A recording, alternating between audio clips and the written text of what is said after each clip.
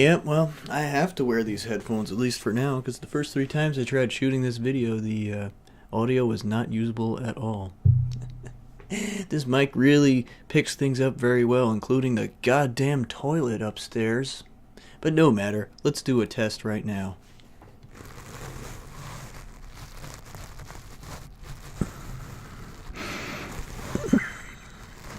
Yep, it's in perfect working order. Okay. 1971, today's movie is A Safe Place from BBS Productions, who brought you, The Monkees. But they also brought us The Last Picture Show and Easy Rider.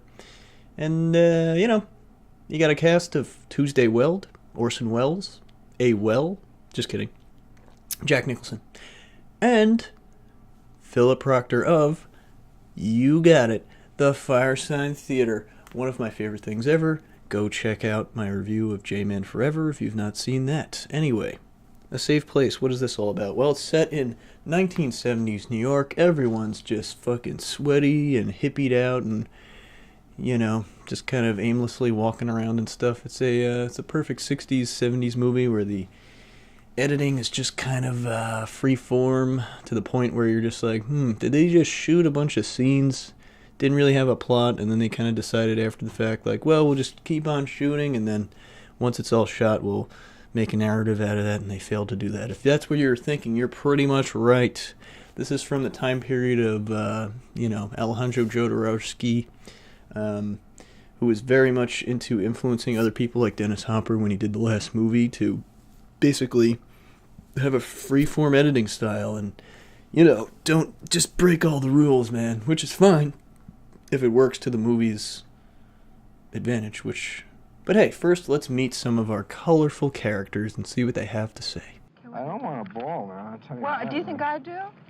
I haven't had a bath in a month, man. That's really where I don't want to go. I haven't been able to ball for months because I'm filthy, Well, if you had a bath.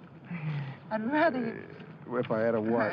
I'd rather have you ball me if you didn't have a bath, but I still wouldn't want you to ball me. It's me I'm talking about, not... I said I couldn't ball without a bath. I didn't care about whether you could ball with it. So there's a lot of that, and, Orson Welles looking straight into the camera, like literally his entire face taking up the... Basically, the whole movie is from the perspective of Tuesday Weld's character, who we keep cutting back to her as a little girl, and there's reoccurring motifs throughout the movie that keep coming back. And so, for instance, you have Orson Welles sort of playing this weird magician character, and I don't know what he's doing with his performance, but he kind of comes in and out of the movie, and it's not really too clear what his relationship with Tuesday Weld's character is, but he's known her since she was a little girl, and then she's, in her 20s or whatever in this movie, and they're walking around a zoo and stuff, and is he even real? Does he kind of just represent a part of her mind? That's the sort of thing that if this were a better edited movie and had more of a flow to it and it was more cohesive, then the sort of choppy editing style all over the place would kind of work a little bit better. But unfortunately, that style is to the movie's detriment, and it kind of just clogs the whole thing up, and it just destroys any sense of pacing or direction. Quite often you'll have characters giving monologues, or, they'll repeat a line from earlier in the movie, and it'll change the context of it later on, which is interesting. It's almost got like a Nicholas Roeg vibe to it. Not like it's the worst movie ever. I mean, there are definitely some shots in there that are really interesting, especially with the imposition of multiple images on top of each other. A lot of that stuff is cool. The movie really hits a stride in the last, 2/3, especially once Jack Nicholson comes into the picture. And then that whole rapid style of editing and jumping around actually works for the movie. But at that point, it's just like, alright, we're kind of wrapping things up. There's 15-20 minutes left. Who really cares? Ultimately, this feels like it falls more under the category of a Zabriskie point than it does performance. I wish there was a little bit more humor in it. Philip Proctor is a little bit underutilized in that aspect. This might be a bit of a stretch, but I wonder if that A24 movie from a year or two ago with Kirsten Dunst, Woodchuck, Mr. Woodcock, whatever the hell it was called, There's certain shots in the way that they're framed, or just like shooting through glass and then having this sort of broken up image of, shot through the glass, and the effect that that has. There's cool little bells and whistles here, but ultimately not a very strong narrative.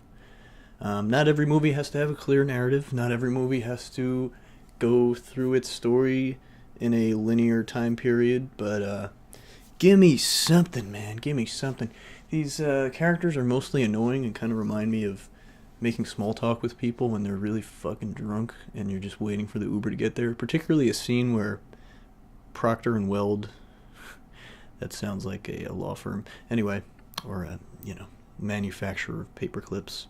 Anyway, they're on a rooftop and they're just engaging in a conversation that just keeps going, and it's just like, oh, our phone numbers, let's correspond the numbers with letters and then we'll create acronyms. And then they're just like, what does your B stand for? As far as what the title refers to, it appears to be a reference to, this character played by Tuesday Weld's inability to love and trying to get into this safe place, whether that's an actual physical place or a setting or just a place inside herself.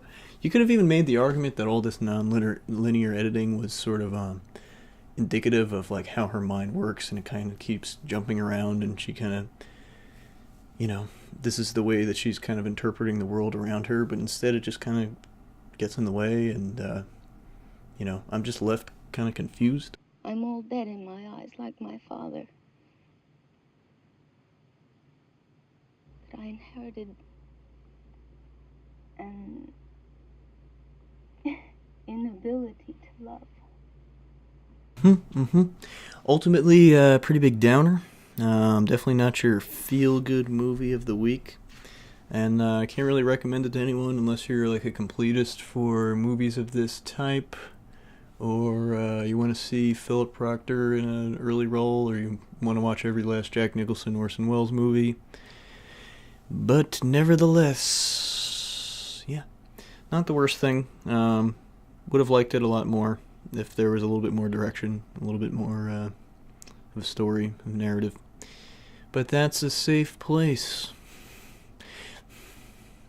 I guess that's really all I have to say about that movie. So, thank you for watching. This has been another episode of Barrel Bottom Reviews. And, stay sexy.